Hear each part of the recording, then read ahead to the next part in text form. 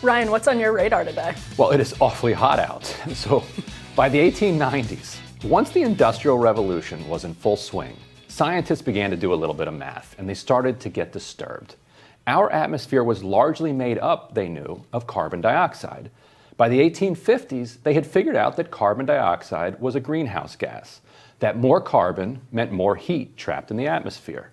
They also knew that coal was made of carbon, and back then, it didn't take any imagination to see how much of it was being burned and blasted into the sky. You could see it coming out of every smokestack in the city and from the engine of every train. It wasn't hard to see at all. Pre-pandemic, our family took a trip to Dollywood, Dolly Parton's theme park in Tennessee. I highly recommend it. But at her park, she has a century-old train you can ride that's still fired by coal. Here's what that looks like. And I shot that. So as you can tell, it didn't take an extraordinary amount of curiosity or imagination to ask what doing that on an industrial scale might do to the atmosphere.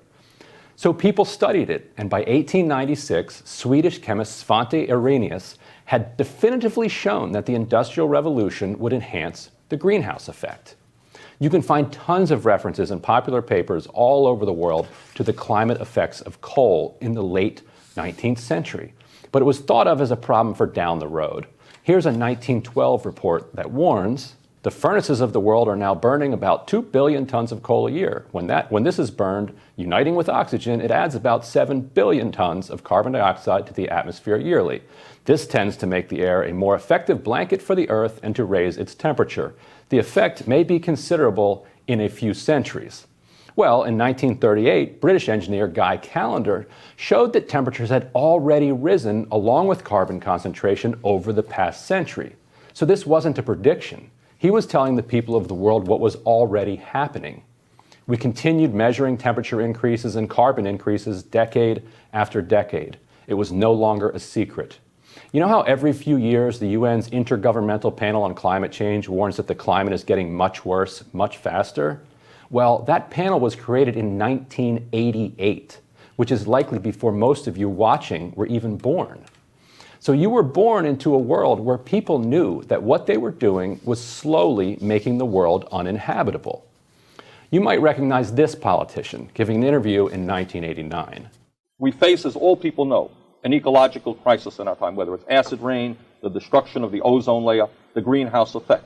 One would think that the CBSs and the NBCs of the world will be doing primetime specials on these programs, having different scientists, talking about the issues, involving people in understanding what's going on in terms of our planet.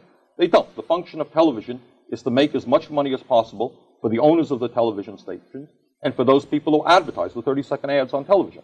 So I would say that we're not going to bring about serious political change in this country until we deal with the media, which more and more is being swallowed up by large conglomerates. Very important issue. And now here's one from 2 years earlier, where Bernie's talking to an elementary school class about recent news reports about climate change. Don't focus on Bernie here, though, but listen to what the kid in the class says in response to his question. Some of you may have seen there were some articles in the newspaper recently about the destruction of the ozone layer and the fact that the climate, the temperature on Earth may rise a few degrees. Is that significant?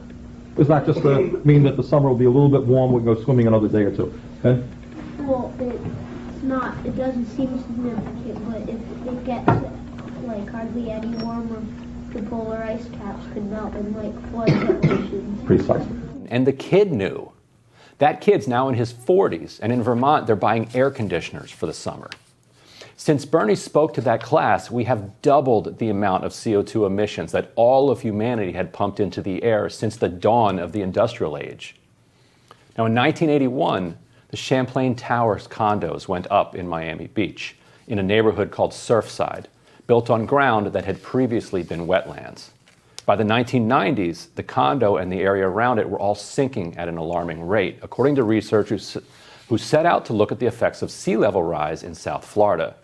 Development continued up and down the beach, and the sea continued to rise until, on sunny days, the streets of Miami Beach began to look like this.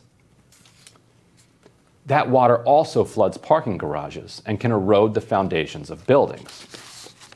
More than 150 people are still unaccounted for in the rubble. It's an apocalyptic scene.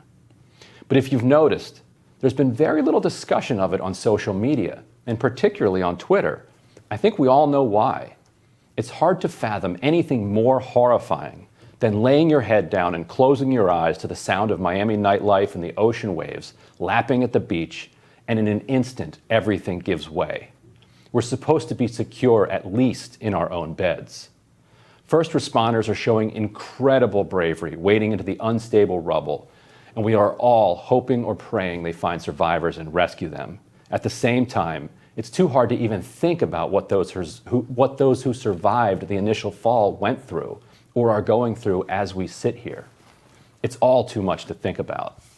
The Miami condo collapse, occupying the front pages of newspapers while barely getting a mention on social media, is climate change brought home as a brutal, all too real metaphor playing out right before us as we all look away. We don't know exactly why the condo building collapsed, and no doubt it was a complicated mix of factors. But the sinking ground and the rising salt water certainly couldn't have helped. Around 15 or 20 years ago, like many others, I realized that the Republican Party had gone into full climate change denial mode.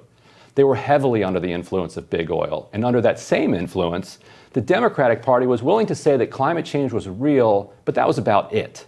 So one side was happy to let oil companies pretend to debunk the science, while the other side said, no, trust the science, but just don't do what the science says we actually need to do to deal with it. We can't go back in time and do what we should have done decades ago, but we can still act now. Congress over the next few weeks will be negotiating the biggest infrastructure bill we're likely to see in a long time. If we want to have any hope of turning this apocalypse around, we have to go very, very big. The West Coast is scorching. It's over 100 degrees in Seattle. The Arctic itself is on fire. If Democrats don't commit to trillions in climate spending in the next few weeks, they're in denial. It's time to stop looking away. And so, Emily, back in the early 2000s, Al Gore's out there with Inconvenient Truth, and when the realization settled in that the political system wasn't going to deal with this, I remember thinking to myself, well, at least I'll live long enough to see these people shamed and proven wrong, and at least get that "I told you so" satisfaction. And those are the four greatest words in the English language: "I told you so." It turns out it's not so satisfying. There's no joy, there's no satisfaction in watching this world fall apart. We came up in slightly off generations. So you actually might not have even been born when Bernie Sanders was in that classroom yourself. I was not born. Right.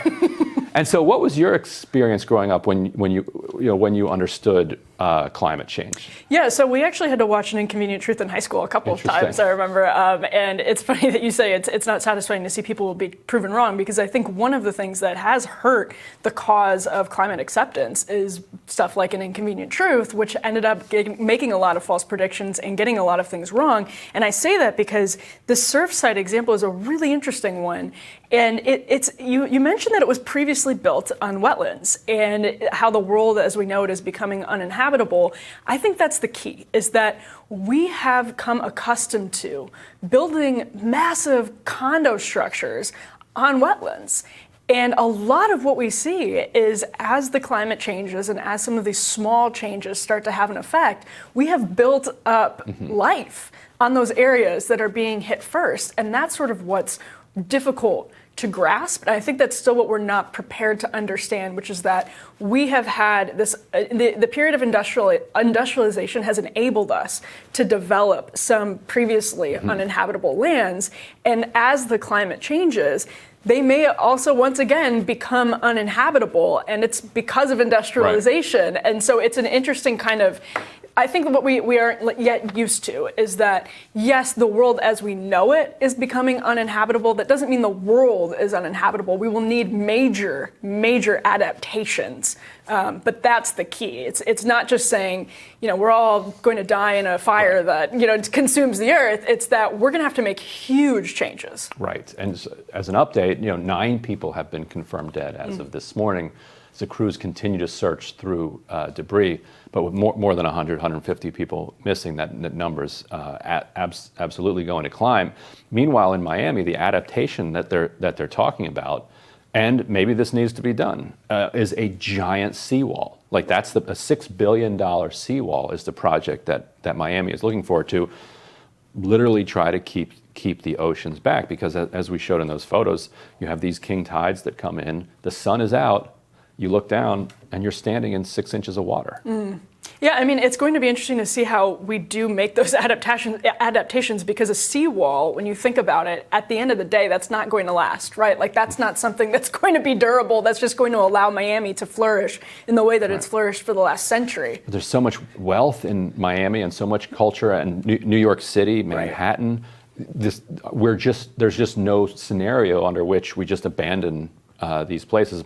Of course, at the same time, this is a massive opportunity to kind of reinvigorate American manufacturing and lead the world here. Right. We don't know what happened, particularly in this case study. As Ryan said, the sort of creeping sea changes can't have helped, and the salt water can't have helped. So we still don't know. But what we do know is that building is in an area that wouldn't have been inhabitable at that scale before industrialization, and that's something that, like, the climate alarmism, I think, has a lot of children particularly scared. There's some really interesting studies on that. But what's not scary is mass extinction.